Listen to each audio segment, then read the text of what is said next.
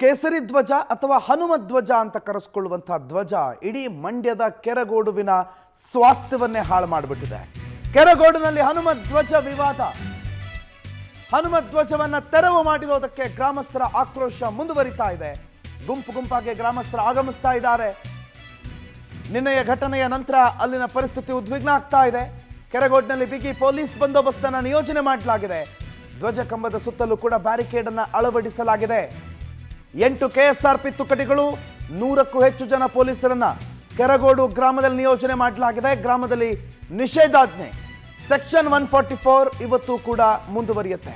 ವಿವಿಧ ಜಿಲ್ಲೆಗಳಿಂದ ಪೊಲೀಸರು ಆಗಮಿಸಿದ್ದಾರೆ. ಅಹಿತಕರ ಘಟನೆಗಳು ನಡೀಬಾರದು ಅನ್ನೋ ಹಿನ್ನೆಲೆಯಲ್ಲಿ ವಿಶೇಷ ಕಟ್ಟೆಚ್ಚರವನ್ನು ಪೊಲೀಸರು ವಹಿಸಿಕೊಂಡಿದ್ದಾರೆ. ಆದರೆ ಗ್ರಾಮಸ್ಥರು ನಿನ್ನೆಯ ಪ್ರತಿಭಟನೆಯನ್ನು ಮುಂದುವರಿಸುತ್ತಿದ್ದಾರೆ. ನಿನ್ನೆಯೂ ಕೂಡ ಇದೇ ವಿಚಾರಕ್ಕೆ ಸಂಬಂಧಪಟ್ಟಂತೆ ಗ್ರಾಮಸ್ಥರು ಪ್ರತಿಭಟನೆ ನಡೆಸಿದ್ರು. ಲಘು ಲಾಠಿ ಪ್ರಹಾರ ನಡೆದಿತ್ತು. ಗುಂಪನ್ನು ಚದುರಿಸುವ ಪ್ರಯತ್ನ ಆಗಿತ್ತು.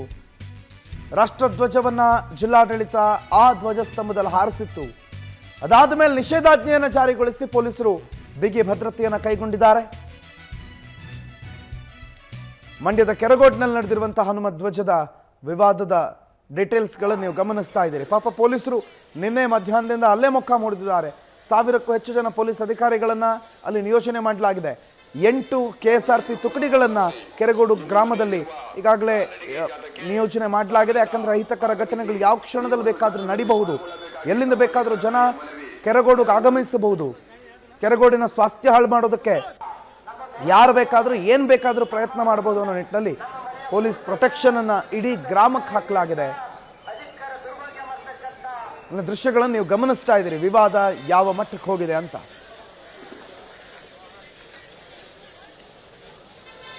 ಹಿಂದೂ ಕುಲ ಬಾಂಧವರೇ, ಇಂದು ನಡೆಯಲಿರುವ ಕಾಲ್ನಡಿಗೆ ಜಾಥಾಕ್ಕೆ ತಾವೆಲ್ಲ ಆಗಮಿಸಿ ಈ ಒಂದು ಜಾಥಾದಲ್ಲಿ ಪಾಲ್ಗೊಳ್ಳಬೇಕಾಗಿ ತಮ್ಮಲ್ಲಿ ಕಳಕಳಿಯ ಮನವಿ. ಕೆರಗೋಡಿ ನೋಡಿ, ಗಮನಿಸ್ತಾ ಇದ್ದೀರಲ್ಲ, ಅದೇ ಧ್ವಜ ಸ್ತಂಭದಲ್ಲಿ ನಿನ್ನೆ ಕೇಸರಿ ಧ್ವಜ ಅರ್ಥಾತ್ ಭಗವದ್ ಧ್ವಜ ಅಥವಾ ಹನುಮ ಧ್ವಜ ಅಂತ ಏನು ಕರಿತೀವಿ ಅದು ಹಾರಾಡ್ತಾ ಇತ್ತು. ಅಲ್ಲಿನ ವಿವಾದ ಏನು ಅಂತಂದ್ರೆ, ಆ ಧ್ವಜವನ್ನ ನಾವು ಸ್ಥಾಪನೆ ಮಾಡಿದ್ದು ಕೇಸರಿ ಧ್ವಜ ಹಾಕೋದಕ್ಕೆ ಅಂತ ಇಲ್ಲಿನ ಗ್ರಾಮಸ್ಥರು ಹೇಳ್ತಾ ಇದ್ರೆ, ಅದಕ್ಕೆ ಪರ್ಮಿಷನ್ ತಗೊಂಡಿರೋದು ರಾಷ್ಟ್ರಧ್ವಜ ಮತ್ತು ನಾಡಧ್ವಜ ಕಟ್ಟೋದಕ್ಕೆ ಮಾತ್ರ ಅಂತ ಅಲ್ಲಿನ ಅಧಿಕಾರಿಗಳು ಮತ್ತು ಜಿಲ್ಲಾಡಳಿತ ಹೇಳ್ತಾ ಇದೆ. ಆದರೆ ಆ ಆರೋಪವನ್ನು ತಳ್ಳಿ ಹಾಕಿರುವಂಥ ಗ್ರಾಮಸ್ಥರು ಅದು ಸುಳ್ಳು, ಅದು ಕ್ರಿಯೇಟೆಡ್ ಡಾಕ್ಯುಮೆಂಟು.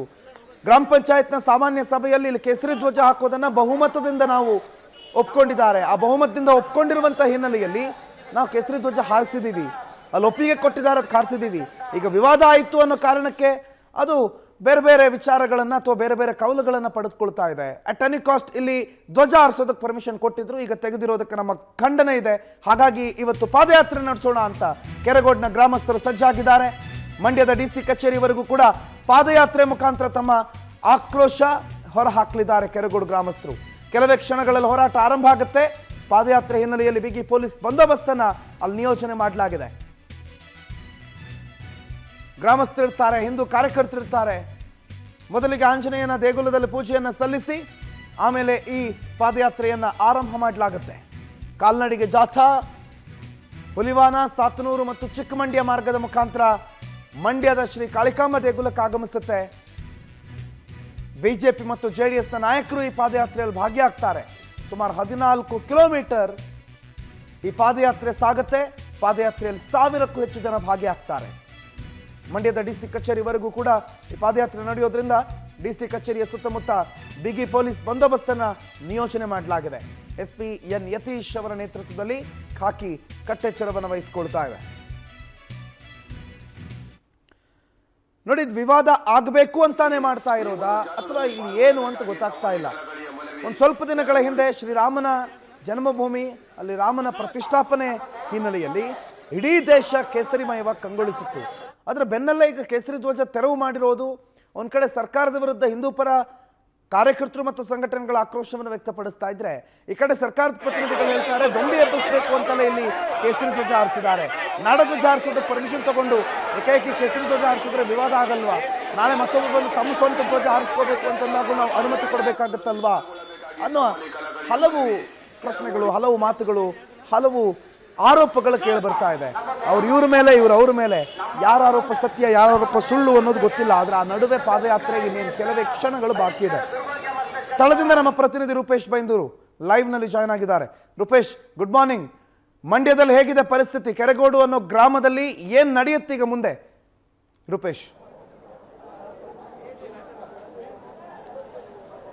ಪ್ರಣೋತ್, ಈಗ ಕೆರಗೋಡಿನಲ್ಲಿ ಹನುಮ ಧ್ವಜನ ಇಳಿಸಿದಂತ ಪ್ರಕರಣ ತೀವ್ರ ಸ್ವರೂಪಕ್ಕೆ ಪಡ್ಕೊಳ್ತಾ ಇದೆ. ಅದೇ ರೀತಿಯಾಗಿ ಒಂದಿಷ್ಟು ವಾದ ವಿವಾದ ಎಲ್ಲವೂ ಕೂಡ ಆಗ್ತಾ ಇದೆ. ನಾವಿವತ್ತು ಘಟನೆ ಬಗ್ಗೆ ಹೇಳ್ತಾ ಹೋಗ್ತೀವಿ. ನಾವಿವತ್ತು ಕೆರಗೋಡು ಗ್ರಾಮದಲ್ಲಿದ್ದೀವಿ. ನೋಡ್ಬೋದು ನೀವು ಎದುರುಗಡೆ ಕಾಣಿಸ್ತಕ್ಕಂಥ ಏನು ಧ್ವಜ ಸ್ತಂಭ ಏನಿದೆ, ಇದೇ ಸ್ತಂಭದಲ್ಲಿ ಇಲ್ಲಿ ಹನುಮ ಧ್ವಜವನ್ನು ಹಾರಿಸಲಾಯಿತು ಅಂತ ಹೇಳಿದ್ರೆ 24ನೇ ತಾರೀಕು ಈ ಒಂದು ಹನುಮಂತ ಧ್ವಜನ ಏರಿಸಲಾಯಿತು. ಅದಾದ ಬಳಿಕ ಒಂದು ಸಂಘಟನೆಗಳ ಆಕ್ಷೇಪನ ಮಾಡಿದ್ರು. ಇದಕ್ಕೆ ಅನುಮತಿ ತೆಗೆದುಕೊಂಡಿದೆ. ಯಾಕಂತ ಹೇಳಿದ್ರೆ ನೀವು ನೋಡ್ತಾ ಇದ್ದೀರಿ 100 ಅಡಿಗೂ ಕೂಡ 112, 113 ಅಡಿ ಇದೆ ಅಂತ ಹೇಳಿ ಹೇಳಲಾಗ್ತಾ ಇತ್ತು. ಈ ಒಂದು ಧ್ವಜಸ್ತಂಭಕ್ಕೆ ನೀವು ಹನುಮ ಧ್ವಜ ಹಾಕ್ಲಿಕ್ಕೆ ಅವಕಾಶ ಕೊಟ್ಟಿದ್ದು ತಪ್ಪು ಅಂತ ಹೇಳಿ ಇಲ್ಲಿ ಆಕ್ಷೇಪನೆ ಎತ್ತಾರೆ. ಅದಾದ ಬಳಿಕವಾಗಿ ಜಿಲ್ಲಾಡಳಿತ ಈ ಒಂದು ಧ್ವಜವನ್ನ ತೆರವು ಮಾಡುತ್ತೆ, ಹನುಮ ಧ್ವಜವನ್ನ ತೆರವು ಮಾಡಿ ಅದಾದ ಬಳಿಕವಾಗಿ ಇಲ್ಲಿ ಏನು ರಾಷ್ಟ್ರೀಯ ಧ್ವಜವನ್ನು ಹಾಕುವಂತ ಕೆಲಸವನ್ನು ಮಾಡುತ್ತೆ. ನೀವು ನೋಡಬಹುದು ಈ ಧ್ವಜಸ್ತಂಭದ ಸುತ್ತಲೂ ಕೂಡ ಪೊಲೀಸ್ ಭದ್ರತೆಯನ್ನು ಕೂಡ ಹಾಕಿದ್ದಾರೆ, ಬ್ಯಾರಿಕೇಡಿಂಗ್ ವ್ಯವಸ್ಥೆಯನ್ನು ಕೂಡ ಮಾಡಿದ್ದಾರೆ. ಯಾರು ಕೂಡ ಒಳಗಡೆ ಬರಬಾರ್ದು ಮತ್ತೆ ವಿರೋಧಕ್ಕೆ ಕಾರಣ ಆಗಬಾರ್ದು ಅಂತ ಹೇಳಿ ಪೊಲೀಸ್ ಭದ್ರತೆಯನ್ನು ಕೂಡ ಮಾಡಲಾಗಿದೆ. ಇಲ್ಲಿ ಧ್ವಜಸ್ತಂಭಕ್ಕೇನೆ 20 ರಿಂದ 30 ಪೊಲೀಸ್ ಕಾವಲು ಇರೋದನ್ನು ಕೂಡ ನೀವು ಗಮನಿಸಬಹುದು. ಹೀಗಾಗಿ ಈ ಒಂದು ಕೇಂದ್ರ ಬಿಂದು ಸ್ಥಳ ಇಲ್ಲಿಂದನೇ ಆರಂಭವಾಗುತ್ತೆ. ಇದಾದ ಬಳಿಕವಾಗಿ ನಿಮ್ಗೆ ಹಂತ ಹಂತವಾಗಿ ತೋರಿಸ್ತಾ ಹೋಗ್ತೀನಿ. ಇಲ್ಲಿ ಕೆರಗೋಡು ಗ್ರಾಮ ಮಂಡ್ಯ ಜಿಲ್ಲೆಯ ಮಂಡ್ಯ ವಿಧಾನಸಭಾ ಕ್ಷೇತ್ರದ ಕೆರಗೋಡು ಏನು ಈ ಒಂದು ಗ್ರಾಮದಲ್ಲಿ ಈಗ ಸದ್ಯಕ್ಕೆ ಪರಿಸ್ಥಿತಿ ಯಾವ ರೀತಿಯಾಗಿದೆ ಅಂತ ಹೇಳಿದ್ರೆ ಪಾದಯಾತ್ರೆಗೆ ಸಿದ್ಧತೆಗಳನ್ನು ಮಾಡ್ಕೊಂಡಿದ್ದಾರೆ. ನಿನ್ನೆ ಅಶೋಕ್ ಅವರು ಕೂಡ ಸ್ಥಳಕ್ಕೆ ಬಂದಿದ್ರು. ಸ್ಥಳಕ್ಕೆ ಬಂದು ಇಲ್ಲಿ ಈ ಒಂದು ಹನುಮ ಧ್ವಜವನ್ನು ತೆರವು ಮಾಡೋದ್ರ ಮೂಲಕವಾಗಿ ಸರ್ಕಾರವೇ ಅಶಾಂತಿಗೆ ಕಾರಣ ಆಗ್ತಾ ಇದೆ ಅಂತ ಹೇಳಿ ಹೇಳ್ಕೊಂಡಿದ್ರು. ಹೀಗಾಗಿ ಇವತ್ತು ಪಾದಯಾತ್ರೆಗೆ ದೊಡ್ಡ ಮಟ್ಟಕ್ಕೆ ಸಿದ್ಧತೆಗಳನ್ನು ಮಾಡ್ಕೊಂಡಿದೆ. ಇವತ್ತು ಇಲ್ಲಿಂದ, ಯಾಕಂದ್ರೆ ಕೆರಗೋಡು ಗ್ರಾಮದಿಂದ 14 ಕಿಲೋಮೀಟರ್ ದೂರದ DC ಕಚೇರಿಯವರೆಗೂ ಕೂಡ ಪಾದಯಾತ್ರೆ ಮಾಡಲಿಕ್ಕೆ ಪ್ಲಾನ್ ಅನ್ನು ಮಾಡ್ಕೊಂಡಿದೆ. ನೀವು ಪೊಲೀಸ್ ಭದ್ರತೆ ನೋಡಬಹುದು. 1500 ಜನ ಪೊಲೀಸರ ಭದ್ರತೆಗಳನ್ನು ಕೂಡ ಇಲ್ಲಿ 1000 ಪೊಲೀಸ್ ಭದ್ರತೆಯನ್ನು ಕೂಡ ಈ ಒಂದು ಪ್ರದರ್ಶನಕ್ಕೆ ಕೊಡಲಾಗಿದೆ. ಕೇವಲ ಇಲ್ಲಿ ಮಾತ್ರ ಅಲ್ಲ, ಇಲ್ಲಿ ಒಂದು 500 ಪೊಲೀಸರು ಇಲ್ಲಿ ಕಾವಲಿಗಿದ್ದಾರೆ. ಇದಾದ ಬಳಿಕವಾಗಿ ಒಟ್ಟಾರೆಯಾಗಿ ಒಟ್ಟು 1500 ಪೊಲೀಸ್ ಮಂಡ್ಯ ಸಿಟಿಯ ಹಲವು ಭಾಗಗಳಲ್ಲಿ ಈ ಒಂದು ಪಾದಯಾತ್ರೆ ಹೋಗುತ್ತೆ. ಸಿಟಿ ರವಿಯವರು ಕೂಡ ಈ ಒಂದು ಪಾದಯಾತ್ರೆಯಲ್ಲಿ ಭಾಗಿಯಾಗ್ತಾರೆ ಅಂತ ಹೇಳಿ ಹೇಳಲಾಗ್ತಾ ಇತ್ತು. ಅದೇ ರೀತಿಯಾಗಿ ಪಾದಯಾತ್ರೆ ಸಾಗಿ ಹೋಗುತ್ತಲ್ಲ, ಅದಾದ ಬಳಿಕವಾಗಿ HD ಕುಮಾರಸ್ವಾಮಿ ಅವರು ಕೂಡ ಈ ಪಾದಯಾತ್ರೆಯಲ್ಲಿ ಭಾಗಿಯಾಗ್ತಾರೆ ಅಂತ ಹೇಳಲಾಗಿತ್ತು. ಈಗಾಗಲೇ JDS ನ ಮಳವಳ್ಳಿಯ ಮಾಜಿ ಶಾಸಕರಾಗಿರ್ತಕ್ಕಂಥ ಅನ್ನದಾನಿ ಅವರು ಕೂಡ ಬಂದಿದ್ದಾರೆ. ಅದೇ ರೀತಿಯಾಗಿ ಮಂಡ್ಯದ ನಗರದ ಬಿಜೆಪಿ ವಿಧಾನಸಭಾ ಕ್ಷೇತ್ರದ ಬಿಜೆಪಿ ಅಭ್ಯರ್ಥಿಯಾಗಿರ್ತಕ್ಕಂಥ ಅಶೋಕ್ ಜೈರಾಮ್ ಅವರು ಕೂಡ ಸ್ಥಳಕ್ಕೆ ಬಂದಿದ್ದಾರೆ. ಕೆಲವೇ ಕ್ಷಣಗಳಲ್ಲಿ ಜನಾರ್ದನ್ ರೆಡ್ಡಿ ಅವರು ಕೂಡ ಈ ಒಂದು ಪಾದಯಾತ್ರೆಗೆ ನಾನು ಕೂಡ ಬೆಂಬಲಿಸ್ತೇನೆ ಅಂತೇಳಿ, ಯಾಕಂದ್ರೆ ಹನುಮ ನಾಡಿಂದ ಬಂದವನು ನಾನು ಕೂಡ ಪಾದಯಾತ್ರೆಗೆ ಭಾಗಿಯಾಗ್ತೇನೆ ಅಂತೇಳಿ ಇಲ್ಲಿ ಹೇಳ್ಕೊಂಡಿದ್ದಾರೆ. ನೀವು ನೋಡ್ಬೋದು ಸಾರ್ವಜನಿಕ ರೆಸ್ಪಾನ್ಸ್ ಇನ್ನೂ ಕೆಲ ಹೊತ್ತಿನಲ್ಲಿ ಈ ಒಂದು ಪ್ರತಿಭಟನೆ ಆಗುತ್ತೆ, ಪ್ರತಿಭಟನೆ ಸಾಗಿ ಹೋಗುತ್ತೆ. ಹೀಗಾಗಿ ಸಾಕಷ್ಟು ಸಂಖ್ಯೆಯಲ್ಲಿ ಜನ ಈಗಾಗಲೇ ಸೇರಿದ್ದನ್ನು ಕೂಡ ನೀವು ಗಮನಿಸ್ಕೊಳ್ಬಹುದು. ಇಲ್ಲಿ ಯಾಕಂತ ಹೇಳಿದ್ರೆ ಸಾಕಷ್ಟು ಜನ ಕೇಸರಿ ಶಾಲನ್ನು ಹಾಕೊಂಡು ಕೇಸರಿ ಬಾವುಟವನ್ನು ಹಿಡಿದುಕೊಂಡು ಈ ಒಂದು ಪ್ರೊಟೆಸ್ಟ್ಗೆ ಬಂದಿದ್ದಾರೆ. ಅದೇ ರೀತಿಯಾಗಿ ಇಲ್ಲಿ ಯಾಕಂತ ಹೇಳಿದ್ರೆ ಇಲ್ಲಿಂದ ಪ್ರೊಟೆಸ್ಟ್ 14 ಕಿಲೋಮೀಟರ್ ದೂರದ ಮಂಡ್ಯ ಸಿಟಿಯವರು ಕೂಡ ಹೋಗುತ್ತೆ, ಅಲ್ಲಿಯವರು ಕೂಡ ಜನ ಇರೋದನ್ನು ಕೂಡ ಗಮನಿಸಬಹುದು ನೀವು. ಹೀಗೆ ಇಲ್ಲಿ ಸಾಲಾಗಿ ಇಲ್ಲಿಂದ ಅವರು ಪ್ರತಿಭಟನೆಯನ್ನು ಮಾಡಲಿಕ್ಕೆ ಪ್ಲಾನ್ ಅನ್ನು ಮಾಡ್ಕೊಂಡಿದ್ದಾರೆ. ಹಾಗೆ ಇಲ್ಲಿ ದೊಡ್ಡ ಮಟ್ಟಕ್ಕೆ ಸಿದ್ಧತೆ ಕೂಡ ನಡೀತಾ ಇದೆ. ನೀವು ನೋಡ್ಬೋದು ಯಾವ ರೀತಿಯಾಗಿ ಇಲ್ಲಿ ಈ ಪ್ರತಿಭಟನೆಗೆ ಜನ ಸೇರಿದ್ದಾರೆ ಅನ್ನೋದು ಕೂಡ ನೋಡ್ಬೋದು. ಹೀಗಾಗಿ ಪ್ರತಿಭಟನೆಯನ್ನು ಸಕ್ಸಸ್ ಮಾಡಬೇಕು, ಪ್ರತಿಭಟನೆಯನ್ನ ದೊಡ್ಡ ಪ್ರಮಾಣದಲ್ಲಿ ಮಾಡಬೇಕು ಅನ್ನೋಂಥದ್ದನ್ನ ಪ್ಲಾನ್ ಅನ್ನು ಮಾಡ್ಕೊಂಡಿದ್ದಾರೆ. ಹೀಗಾಗಿ ಇಲ್ಲಿ ಒಂದು ದೊಡ್ಡ ಮಟ್ಟಿಗೆ ಇಲ್ಲಿ ಪ್ರತಿಭಟನೆ ಕೂಡ ಹೋಸ್ಟ್ ಮಾಡಿದ್ದಾರೆ. ಹೀಗಾಗಿ ನಾವು ಒಂದು ಜನರನ್ನ ಮಾತಾಡಿಸ್ತಾ ಹೋಗ್ತೀವಿ. ಹಾಗೆ ಇಲ್ಲಿ ಪ್ರತಿಭಟನೆ ಕಾವು ಜೋರಾಗ್ತಾನೆ ಇದೆ. ಸರ್, ಈಗ ಪ್ರತಿಭಟನೆ ದೊಡ್ಡ ಮಟ್ಟಕ್ಕೆ ಮಾಡ್ಲಿಕ್ಕೆ ಪ್ಲಾನ್ ಮಾಡ್ಕೊಂಡಿದ್ದೀವಿ. ಪಾದಯಾತ್ರೆ ಯಾವ ರೀತಿ ಸ್ವರೂಪ ಸರ್ ಇವತ್ತು ಕಾರ್ಯಕ್ರಮ? ಇನ್ನೊಂದು ಅರ್ಧ ಗಂಟೆನಲ್ಲಿ ಎಲ್ಲ ರಾಮ ಭಕ್ತರು, ಹನುಮಾನ್ ಭಕ್ತರುಗಳೆಲ್ಲ ಬರ್ತಾ ಇದ್ದಾರೆ. ಕೆರಗೋಡು ಸುತ್ತಮುತ್ತಲಿನ ಗ್ರಾಮದಲ್ಲಿ ಇರ್ತಕ್ಕಂಥ ಎಲ್ಲ ಭಕ್ತರು ಬರ್ತಾ ಇದ್ದಾರೆ. ಅವರ ಜೊತೆನಲ್ಲಿ ನಾವು ಇಲ್ಲಿಂದ ಪಾದಯಾತ್ರೆ ಇನ್ನೊಂದು ಅರ್ಧ ಗಂಟೆನಲ್ಲಿ ಶುರು ಮಾಡ್ತೀವಿ. ಸರ್, ಯಾರು ಕುಮಾರಸ್ವಾಮಿ ಅವರು ಬರ್ತಾರಾ ಅಥವಾ ಏನ್ ಸರ್ ಪ್ಲಾನ್ ಏನಂತ? ಹೌದು, ಕುಮಾರಸ್ವಾಮಿ ಅವರು ಬರ್ತಾರೆ, ಯಡಿಯೂರಪ್ಪನವರು ಬರ್ತಾರೆ, ಇನ್ನು ಹಲವಾರು ಮಂದಿಗಳು, ಎಲ್ಲ ರಾಜ್ಯ ಮಟ್ಟದ ನಾಯಕರುಗಳು ಸಹ ಬರ್ತಾರೆ. ಈ ಘಟನೆ ಬಗ್ಗೆ ಮಾತಾಡ್ತಾ ಇಲ್ಲಿ ರಾಷ್ಟ್ರೀಯ ಧ್ವಜಕ್ಕೆ ಮಾತ್ರ ಅವಕಾಶ ಇತ್ತು, ಕನ್ನಡ ಧ್ವಜ ಹಾಕಬಹುದು ಅಂತಿತ್ತು. ಆದ್ರೆ ಸುಮ್ಮನೆ ವಿವಾದ ಮಾಡ್ತಾ ಇದೆ ಬಿಜೆಪಿ JDS ಸೇರ್ಕೊಂಡು. ಅದೇ ರೀತಿಯಾಗಿ ಪೂರ್ವನಿಯುಕ್ತವಾಗಿ ಒಂದಿಷ್ಟು ಮೊಬಿಲೈಸ್ ಮಾಡ್ತಾ ಇದೆ. ಯಾರು ಇದನ್ನ ಹೇಳಿದ್ಯಾರು? ಸಿದ್ದರಾಮಯ್ಯನವರು. ಸಿದ್ದರಾಮಯ್ಯನವರಿಗೆ ಬಹಳ ತಪ್ಪು ಮಾಹಿತಿಯನ್ನ ಕೊಟ್ಟಿದ್ದಾರೆ. ರಾಷ್ಟ್ರಧ್ವಜಕ್ಕೆ ಪರ್ಮಿಷನ್ ಕೇಳಿರ್ತಕ್ಕಂಥದ್ದು ಬೇರೆ ಇಶ್ಯೂ. ಅರ್ಜುನ ಸ್ತಂಭ, ಭಗವಾನ್ ಧ್ವಜಕ್ಕೆ ಅಂತಲೇ ಪರ್ಮಿಷನ್ ಕೇಳಿರೋದು ಇನ್ನು 2 ಸಂಘಟನೆಗಳು. ಅದು ರಾಮ ಭಜನಾ ಮಂಡಳಿಯವರು ಮತ್ತೆ ಇಂಡಿವಿಜುವಲ್ಸ್ ಯೋಗೇಶ್ ಅಂಡ್ ಅದರ್ಸ್ ಅಂತಕ್ಕಂಥವ್ರು ಕ್ರಿಸ್ಟಲ್ ಕ್ಲಿಯರ್ ಆಗಿ ಅರ್ಜುನ ಧ್ವಜಸ್ತಂಭ ಅದೇ ಹನುಮಾನ್ ಭಗವಾನ್ ಧ್ವಜವನ್ನು ಆರಿಸಲಿಕ್ಕೆ ಅಂತಲೇ ಕೇಳಿರ್ತಕ್ಕಂಥ ಇದನ್ನ ಸುಳ್ಳು ಸೃಷ್ಟಿ ಮಾಡಿ ಈ ಜಿಲ್ಲಾಡಳಿತ ಮುಖ್ಯಮಂತ್ರಿಗಳನ್ನ ತಪ್ಪು ದಾರಿ ತಂದಿದ್ದಾರೆ.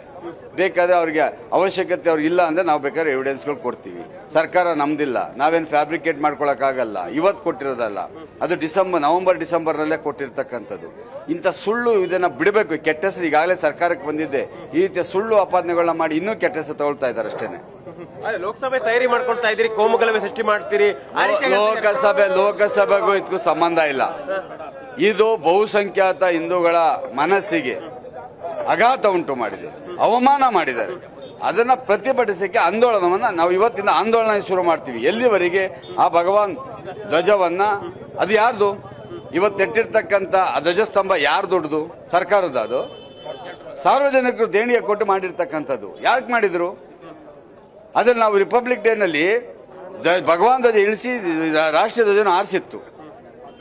ಇಂಡಿಪೆಂಡೆನ್ಸ್ ಆರಿಸ್ತಾ ಇದ್ರು. ಇವತ್ತು ನೆನ್ನೆ ಆರಿಸಿದಾರಲ್ಲ 3 ಗಂಟೆಗೆ, ಕಳ್ಳರ ರೀತಿ 3 ಗಂಟೆ ರಾತ್ರಿಗೆ ಬಂದ್ಬಿಟ್ಟು ಭಗವಾನ್ ಧ್ವಜನ ಇಳಿಸ್ತಾರ, ಅಥವಾ ರಾಷ್ಟ್ರ ಧ್ವಜನ ಮಧ್ಯಾಹ್ನ 3 ಗಂಟೆಗೆ ಹಾಕ್ತಾರ. ಒಂದು ರಾಷ್ಟ್ರಗೀತೆ ನುಡಿಸ್ಲಿಲ್ಲ. ಕಾನೂನು ಮಾತಾಡ್ತಾರಲ್ಲ ಅಂತೇಳಿ, ಯಾಕಂದ್ರೆ ಹಾಕುವಾಗಿಲ್ಲ ಆ ತರ ಮಾಡ್ತಾರೆ. ಅವ್ರಿಗೆ ಗೊತ್ತಾಗಿಲ್ವಾ ಹಾಗಾದ್ರೆ ರಾಷ್ಟ್ರ ಅವ್ರದ ಉದ್ದೇಶ ಇದನ್ನ ಬೇರೆ ರೀತಿ ಇತ್ತು. ರಾಷ್ಟ್ರ ಧ್ವಜಕ್ಕೆ ನಾವು ಅವಮಾನ ಮಾಡ್ತೀವಿ, ಆಗ ಅದನ್ನ ವಿಷಾಂತರ ಮಾಡಿ ಇವರು ರಾಷ್ಟ್ರ ವಿರೋಧಿಗಳು ಅಂತ ಬಿಂಬಿಸಬೇಕು ಅಂತ ಇತ್ತು. ನಾವು ಇವ್ರಿಗಿಂತ ದೇಶಭಕ್ತರು, ನಾವು ಆ ಧ್ವಜಕ್ಕೆ ಗೌರವ ಕೊಡ್ತೀವಿ. ಅದಕ್ಕೆ ಸರಿಸಮಾನವಾಗಿ ನಾವು ನಂಬಿರ್ತಕ್ಕಂಥ ನಮ್ಮ ದೇವರು, ನಮ್ಮ ಭಗವಾನ್ ಧ್ವಜಕ್ಕೆ ನಾವು ಬಹಳ ಪುರಾತನ ಕಾಲದಿಂದ ಗೌರವ ಕೊಟ್ಕೊಂಡ್ ಬಂದಿದ್ದೀವಿ, ನಮನವನ್ನು ಸಲ್ಲಿಸ್ತೀವಿ. ಅದಕ್ಕೆ 2ಕ್ಕೂ ಸಹ ಗೌರವನ ಕೊಡ್ತಕ್ಕಂಥದ್ದು ನಮ್ಮ ಪದ್ಧತಿ. ಇಲ್ಲಿ ಯಾಕಂತ ಹೇಳಿದ್ರೆ ಇಲ್ಲಿನ ಮುಖಂಡರುಗಳ ಆಕ್ರೋಶ ಯಾವ ರೀತಿಯಾಗಿತ್ತು ಅಂತ ಹೇಳಿದ್ರೆ, ನೀವು ಕಾನೂನನ್ನು ಉಲ್ಲಂಘನೆ ಮಾಡಿದ್ರಿ, ಕಾನೂನನ್ನು ಉಲ್ಲಂಘನೆ ಮಾಡಿ ಇಲ್ಲಿ ನೀವು ಇದನ್ನ ಧ್ವಜವನ್ನು ಹಾರಿಸುವಂತ ಪ್ರಯತ್ನವನ್ನು ಮಾಡಿದ್ರಿ. ಯಾಕಂತ ಹೇಳಿದ್ರೆ ಹನುಮ ಧ್ವಜ ಇತ್ತು, ಅದಾದ ನಂತರವಾಗಿ ನಾವೇ ಅವಕಾಶ ಮಾಡಿಕೊಟ್ಟಿದ್ವಿ, ರಿಪಬ್ಲಿಕ್ ಡೇ ಇದೆ, ಹೀಗಾಗಿ ಬಾವುಟವನ್ನು ಹಾರಿಸಿ ಅಂತ ಹೇಳಿ. ಆದ್ರೆ ಸರ್ಕಾರ ಅನುಮತಿ ತೆಗೆದುಕೊಂಡಿಲ್ಲ ಅಂತದೆ. ಆದ್ರೆ ಅನುಮತಿ ತೆಗೆದುಕೊಳ್ಳಿಕ್ಕೆ ನಾವು ಹಿಂದೆನೂ ಕೂಡ ಕೇಳಿದ್ವಿ, ಹನುಮ ಧ್ವಜ ಹಾರಿಸ್ತೀವಿ ಅಂತ ಹೇಳಿ. ಅದಕ್ಕೆ ಅನುಮತಿ ಸಿಕ್ಕಿತ್ತು. ಸರ್ಕಾರ ಸುಮ್ಮನೆ ಬೇರೆ ರೀತಿಯಾಗಿ ಇದನ್ನು ಬಿಂಬಿಸುವಂತ ಪ್ರಯತ್ನ ಮಾಡ್ತಾ ಇದೆ ಅಂತ ಹೇಳಿ. ಹೀಗಾಗಿ ಇನ್ನೂ ಕೂಡ ಯಾಕಂತ ಹೇಳಿದ್ರೆ ನಾವು ಲೈವ್ ಶುರು ಮಾಡುವಾಗ ಒಂದಿಷ್ಟು ಜನ ಇದ್ರು, ಈಗ ಮತ್ತಷ್ಟು ಜನ ಸೇರ್ಕೊಂಡಿದ್ದಾರೆ. ನೀವು ನೋಡ್ಬೋದು, ಈ ಒಂದು ಮಂಡ್ಯದಿಂದ ಬರ್ತಕ್ಕಂಥ ರಸ್ತೆಯಲ್ಲಿ ಸಾಕಷ್ಟು ಜನ ಸೇರ್ಕೊಂಡಿದ್ದಾರೆ. ಇನ್ನೂ ಕೂಡ ಬೇರೆ ಬೇರೆ ಭಾಗಗಳಿಂದ ಜನ ಬರ್ತಾ ಇದ್ದಾರೆ. ಒಟ್ಟಾರಾಗಿ ಇವತ್ತು 10,000 ಜನ ಸೇರ್ಬೋದು ಅನ್ನೋ ನಿರೀಕ್ಷೆ ಇಲ್ಲಿನ ಸ್ಥಳೀಯ ನಾಯಕರಿಗಿದೆ. ಒಟ್ಟಾರಾಗಿ ಈ ಒಂದು ವಿಚಾರ ಇಟ್ಟುಕೊಂಡು ದೊಡ್ಡ ಮಟ್ಟಿಗೆ ಪ್ರತಿಭಟನೆ ಮಾಡಬೇಕು. ಕೇವಲ ಮಂಡ್ಯ, ಕೆರಗೋಡು ಮಾತ್ರ ಅಲ್ಲ, ಎಲ್ಲ ರಾಜ್ಯದ ನಾನಾ ಜಿಲ್ಲೆಗಳಲ್ಲೂ ಕೂಡ ಪ್ರತಿಭಟನೆ ಮಾಡಲಿಕ್ಕೆ ಬಿಜೆಪಿ ಪ್ಲಾನ್ ಮಾಡ್ಕೊಂಡಿದೆ. ಅದಕ್ಕೆ ಜೆಡಿಎಸ್ ಕೂಡ ಸಾಥನ್ನು ಕೊಡ್ತಾ ಇದೆ. ಹೀಗಾಗಿ ಇಷ್ಟು ದೊಡ್ಡ ಕಾರ್ಯಕ್ರಮ ಮಂಡ್ಯದ ಕೆರಗೋಡಿನಲ್ಲಿ ಆಯೋಜನೆಗೊಂಡಿದೆ. ಪ್ರಣೋದ್. ರೂಪೇಶ್, ಇನ್ನೊಂದು ಪ್ರಶ್ನೆ ಏನು ಅಂತಂದ್ರೆ, ಯಾಕೋ ಜೇನ್ಗೂಡ್ಗೆ ಕೈ ಹಾಕ್ತಾ ಸರ್ಕಾರ ಅನ್ನೋ ಪ್ರಶ್ನೆ. ಯಾಕಂದ್ರೆ ಕೇವಲ ಧ್ವಜಸ್ತಂಭದಲ್ಲಿ ಮಾತ್ರ ಭಗವದ್ ಧ್ವಜ ಹಾರಾಡ್ತಾ ಇದ್ದಂಥ ವಾತಾವರಣ ಇತ್ತು. ಈಗ ಎಲ್ಲಿ ಆ ಭಗವದ್ ಧ್ವಜವನ್ನು ಇಳಿಸಿದ್ರೋ, ಈಗ ಪ್ರತಿ ಮನೆ ಮೇಲೆ, ಪ್ರತಿ ಹೆಗಲ ಮೇಲೆ ಎಲ್ಲ ಕಡೆ ಕೇಸರಿ ಧ್ವಜ ಕಾಣ್ತಾ ಇದೆ. ಎಲ್ಲ ಒಂದ್ ಕಡೆ ಈ ಪ್ರತಿಭಟನೆಯ ಕಿಚ್ಚು ಅಥವಾ ಕಿಡಿ ಹೊತ್ತಿಸಿದ್ದೆ ಸರ್ಕಾರ ಅಂತ ಅನಿಸುತ್ತಾ?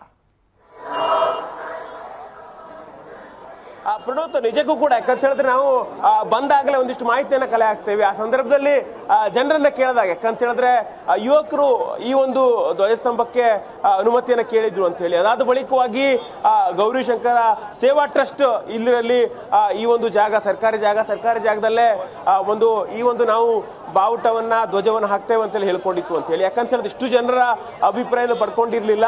ಹೀಗಾಗಿ ಗ್ರಾಮ ಪಂಚಾಯತ್ನಲ್ಲಿ ಸಣ್ಣ ಮಟ್ಟದಲ್ಲಿ ಧ್ವಜವನ್ನು ಹಾರಿಸ್ತೇವೆ ಅಂತೇಳಿ ಅಂದ್ಕೊಂಡಿತ್ತು.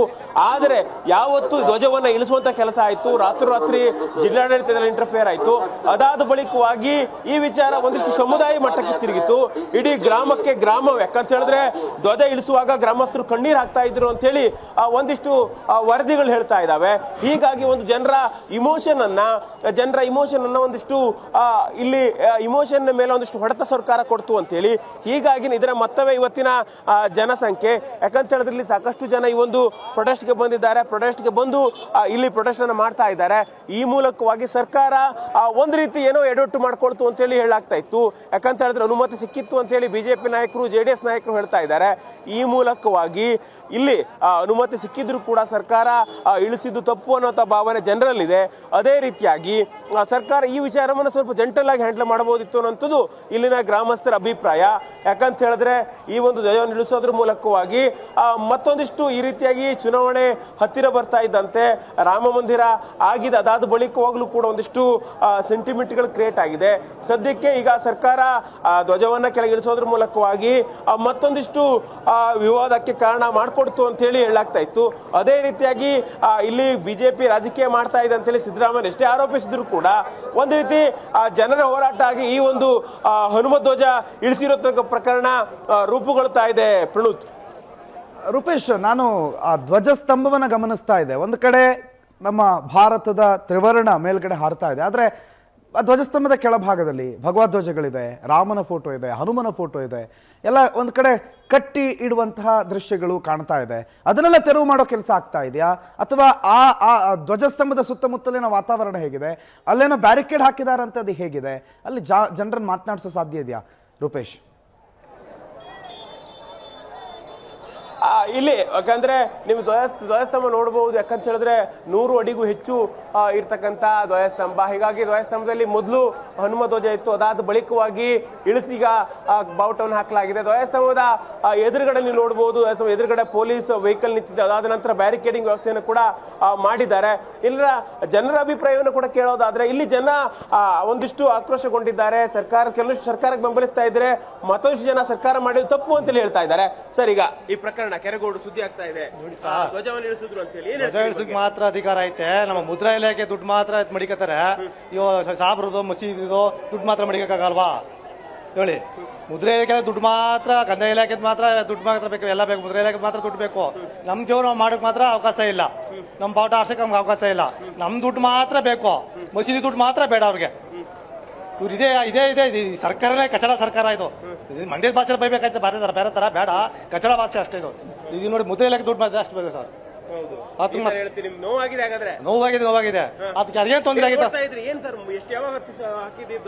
ಹೌದು, 22ನೇ ತಾರೀಕು ಹಾರಿಸಿದ್ರು ಸರ್ ನಾವು. ಆಮೇಲೆ ಯಾವಾಗ ತೆಗೆದ್ರು? 26ನೇ ತಾರೀಕು ತೆಗೆದುಬಿಟ್ಟಿದೆ ಸರ್. ಪೊಲೀಸ್ ನಿನ್ನೆ 3 ಗಂಟೆ ರಾತ್ರಿ ತೆಗೆದಿದ್ದಾರೆ. ರಾತ್ರಿ ತೆಗೆದ್ರೆ. ಈಗ ಇನ್ನೊಂದಿಷ್ಟು ಜನರನ್ನ ಮಾತಾಡ್ತಾ ಹೋಗ್ತೀನಿ. ಯಾಕಂತ ಹೇಳಿದ್ರೆ ಇಲ್ಲಿ ಸಾಕಷ್ಟು ಆಕ್ರೋಶ ಇಲ್ಲೂ ಕೂಡ ಇದೆ. ಹೀಗಾಗಿ ರೂಪೇಶ್, ನನಗೆ ಯಾವ ಮುಖಂಡರುಗಳು ಬೇಡ, ಯಾವ ನಾಯಕರುಗಳು ಬೇಡ, ಅಲ್ಲಿನ ಜನಸಾಮಾನ್ಯರನ್ನು ಮಾತನಾಡಿಸೋ ಪ್ರಯತ್ನ ಮಾಡಿ ರೂಪೇಶ್. ಅಲ್ಲಿನ ಆ ಧ್ವಜ ಹಾಕೋದಕ್ಕೆ, ಆ ಧ್ವಜದ ರಾಮನ ಬಾವುಟ ಕಟ್ಟೋದಕ್ಕೆ ಪ್ರಮುಖವಾಗಿ ಇವತ್ತು ಧ್ವಜವನ್ನು ಇಳಿಸಿದ್ದಾರೆ. ಏನ್ ಹೇಳ್ತೀರಿ ಬಗ್ಗೆ? 22ನೇ ತಾರೀಕು ಇಡೀ ದೇಶಾದ್ಯಂತ ರಾಮನ ಉತ್ಸವವನ್ನು ಮಾಡಿದಂಥ ಹಿಂದೂ ಧರ್ಮದ ಇಡೀ ಭಾರತೀಯರು ಸಂಭ್ರಮ ಪಟ್ಟರು. ಆದರೆ ಕಾಂಗ್ರೆಸ್ ಸರ್ಕಾರ ಆ ಒಂದು ಸಂಭ್ರಮಕ್ಕೆ ಕಳಂಕ ಹಂಚುವ ಕೆಲಸವನ್ನು ಮಾಡೈತೆ. 22ನೇ ತಾರೀಕು ಸಾರ್ವಜನಿಕರ ದೇಣಿಗೆಯಿಂದ ಒಂದು ಧ್ವಜಸ್ತಂಭವನ್ನು ನಿರ್ಮಿಸಿದ್ದು. ಆದರೆ ಅವತ್ತು ಆ ಧ್ವಜಸ್ತಂಭದಲ್ಲಿದ್ದಂಥ ಹನುಮನ್ನ ಇವರು ಏಕಾಏಕಿ ದುರುದ್ದೇಶದಿಂದ ಇವತ್ತು ಸಮಾಜದಲ್ಲಿ ಅಶಾಂತಿಯನ್ನು ಉಂಟು ಮಾಡಬೇಕು ಅನ್ನೋ ದೃಷ್ಟಿಯಿಂದನೇ ಕಾಂಗ್ರೆಸ್ ಸರ್ಕಾರ ನೇರವಾಗಿ ಈ ಕ್ಷೇತ್ರದ ಶಾಸಕರಾದಂಥ ಗಣಿಗ ರವಿಕುಮಾರ್ ಅವರ ಒಂದು ಪ್ರಚೋದನೆಯಿಂದ ಇವತ್ತು ಸರ್ಕಾರ ಈ ಧ್ವಜವನ್ನ ಇಳಿಸಿರುವಂಥದ್ದು. ನಮ್ಮೆಲ್ಲರ ಒಂದು ಅಭಿಪ್ರಾಯ ಮುಂದೆ ಇಲ್ಲಿ ಯಾರು ಇಳಿಸಿದಂಥ ಧ್ವಜವನ್ನ, ಹನುಮನ ಧ್ವಜವನ್ನ ಪುನಃ ಆರಿಸಬೇಕು. ಆ ನಿಟ್ಟಿನಲ್ಲಿ ಇವತ್ತು ನಮ್ಮೆಲ್ಲ ಗ್ರಾಮಸ್ಥರು, ರಾಮ ಭಕ್ತರು, ಹನುಮ ಭಕ್ತರು, ನಮ್ಮೆಲ್ಲ ಹಿಂದೂ ಸಂಘಟನೆಯ ಏಕೈಕ ಉದ್ದೇಶ ಅದೇ ಸ್ಥಳದಲ್ಲಿ ಹನುಮನ ಧ್ವಜವನ್ನ ಆರಿಸೋದೇ ನಮ್ಮ ಗುರಿ. ಸರ್ ನೋಡಿ ಸರ್, ನಮ್ಮ ಈ ಕೆರಗೋಡು ಗ್ರಾಮ ಪಂಚಾಯತಿಯಲ್ಲಿ ರೆಗ್ಯುಲೇಷನ್ ಪಾಸ್ ಆಗಿ ಕೋರಂ ಬಂದು ಹಾಕ್ಸಿದ್ದಾರೆ. ಒಂದು ನಿಮಿಷ, ರಾಷ್ಟ್ರೀಯ ಧ್ವಜಕ್ಕೆ ನಮ್ದು ಏನು ಭಗವದ್ ಧ್ವಜ ಇದೆ ಅದನ್ನ ಆರ್ಸೋಕೆ ಕೋರಂ ಬಂದು ಹಾಕ್ಸಿದ್ದಾರೆ. ಕೋರಂ ತಗೊಂಡಿದ್ದಾರೆ. 12 ಜನ ಪಂಚಾಯತಿ ಸದಸ್ಯರು ಕೋರಂ ಕೊಟ್ಟಿದ್ದಾರೆ. ಇದು ದುರುದ್ದೇಶದಿಂದ ಈ ರಾಜ್ಯದ ಮುಖ್ಯಮಂತ್ರಿ, ನಾನು ಈ ರಾಜ್ಯದ ಮುಖ್ಯಮಂತ್ರಿ ಒಂದು ಪ್ರಶ್ನೆ ಕೇಳ್ತೀನಿ. ಸ್ವಾಮಿ, ಬೆಂಗಳೂರು ಕೆಜಿಹಳ್ಳಿ ಡಿಜಿಹಳ್ಳಿಯಲ್ಲಿ ಪೊಲೀಸ್ ಸ್ಟೇಷನ್ ಬೆಂಕಿ ಹಾಕಿದ್ರು, ಪೊಲೀಸವ್ರಿಗೆ ಕಲ್ಲು ಹೊಡೆದ್ರು, ಮತ್ತೆ ಆಲಿ ಶ್ರೀನಿವಾಸನ MLA ಮನೆಗೆ ಬೆಂಕಿ ಹಚ್ಚಿದ್ರು. ಅಂಥವ್ರನ್ನ ನಿರಪರಾಧಿ ಅಂದ್ರೆ ಏಕಾಏಕಿಯಾಗಿ ಕೆರಗೋಡಿನಲ್ಲಿ 144 ಸೆಕ್ಷನ್ ಮಾಡಿ ನಮ್ಮ ಹಿಂದೂ ಕಾರ್ಯಕರ್ತರಿಗೆ ಲಾಠಿ ಚಾರ್ಜ್ ಮಾಡುವಂತ ಭ್ರಮೆ ಏನಿತ್ತು ನಿಮ್ಗೆ?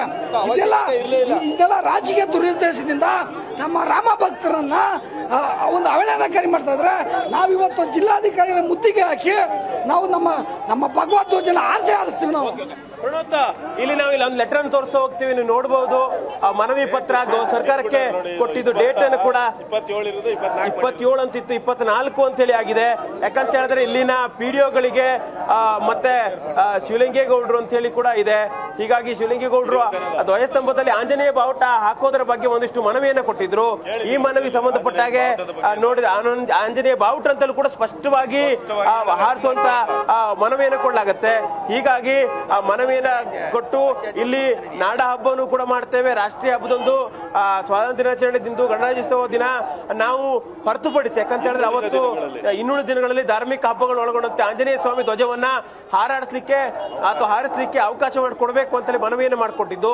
ಈ ಮನವಿಯನ್ನ ML ಶಿವಲಿಂಗೇಗೌಡರು ಪಂಚಾಯತ್ಗೆ ಕೊಟ್ಟಿದ್ರು. ಪಂಚಾಯತ್ ಇದಕ್ಕೆ ಪರ್ಮಿಷನ್ ಕೊಟ್ಟಿತ್ತು ಅಂತೇಳಿ ಹೇಳಲಾಗ್ತಾ ಇತ್ತು. ಹೀಗಾಗಿ ಅನುಮೋದನೆ ಆಗಿರೋ ಬಗ್ಗೆನೂ ಕೂಡ ಇಲ್ಲಿ ಮಾಹಿತಿ ಇದೆ. ಸರ್, ಯಾವಾಗ ಅನುಮೋದನೆ ಆಯ್ತು? ಇದು ಪಂಚಾಯತಿ ಮೀಟಿಂಗ್ ಅಲ್ಲಿ ಅನುಮೋದನೆ ಆಗಿದೆ ಸರ್. ಇಲ್ಲ ನೋಡಿ ಸರ್, ಮೊಬೈಲ್ ಅಲ್ಲಿ ಎಲ್ಲ ತೋರಿಸಿದ್ವಿ. ಯಾವ ಕೊಡ್ತಾ ಇಲ್ಲ, PDO ಸದ್ಯ ಕೊಟ್ಟಿಲ್ಲ. ಈಗ ನಮಗೆ ಪಂಚಾಯತಿಗೆ ಆಲ್ರೆಡಿ ಅನುಮೋದನೆ ಆಗಿ ಅನುಮೋದನೆ ಕೊಟ್ಟ ಮೇಲೆ ನಾವೆಲ್ಲ ಫ್ಲಾಗ್ ಹಾರಿಸಿದ್ವಿ, ಇಲ್ಲಿ ಹಾರಿಸಿದೀವಿ. ಅದನ್ನ ಈಗ ಇವರು ತಿರ್ಚಿದ್ರು, PDO ತಿರ್ಚಿರೋದು. ಇದನ್ನ ಬೇರೆ ಸಂಘದ ತಗೊಂಡು ಗೌರಿಶಂಕರ ಕಲಾ ಸಂಘದ ಲೆಟರ್ ತಗೊಂಡು ಅದರಲ್ಲಿ ನಾವು ಕೊಟ್ಟಿಲ್ಲ ಅಂತೇಳಿ ಧ್ವಜ ಸಂಪದ ಆರ್ಸಿಕೆ ಅನುಮೋದನೆ ಇಲ್ಲ ಅಂತೇಳಿ ಅವ್ರು ಇದು ಮಾಡ್ಕೊಂಡವ್ರೆ. ಆದ್ರೆ ಪಂಚಾಯತಿ ಮೆಂಬರ್ಗಳು ಮೀಟಿಂಗ್ ಮಾಡಿದಾಗ ಎಲ್ಲ ಸೇರಿ ಎಲ್ಲ ಇದಾಗಿ ಇದೇ ಆಗೈತೆ, ಅನುಮೋದನೆ ಆಗೈತೆ.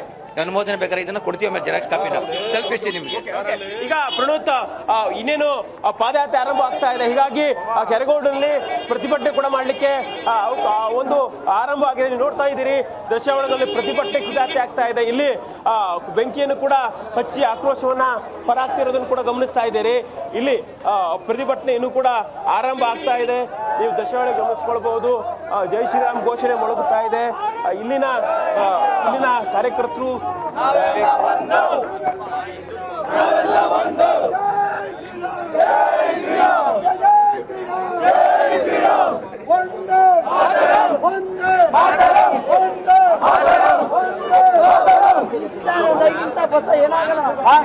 ಇಲ್ಲಿ ಒಂದು ಈಡುಗಾಯಿಯನ್ನು ಹೊಡೆದು ಪಾದಯಾತ್ರೆ ನಡೆಸಲಿಕ್ಕೆ ಒಂದು ಆರಂಭಿಸ್ತಾ ಇದ್ದಾರೆ.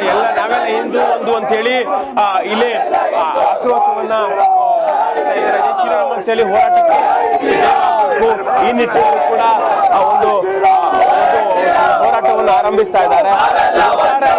ಒಟ್ಟಾರೆಯಾಗಿ ಇಲ್ಲಿ ಹೋರಾಟ ಈಗ ಆರಂಭವಾಗ್ತಾ ಇದೆ. ಇನ್ನು ನಾಯಕರು ಜನಾರ್ದನ್ ರೆಡ್ಡಿ ಅವರು, CT ರವಿ ಅವರು ಈ ಒಂದು ಸ್ಥಳಕ್ಕೆ ಬರ್ತಾರೆ ಅಂತ ಹೇಳಲಾಗ್ತಾ ಇತ್ತು. ಅವರು ಬಂದ ಕೂಡಲೇ ಈ ಒಂದು ಪ್ರೊಟೆಸ್ಟ್ ಆರಂಭವಾಗುತ್ತೆ.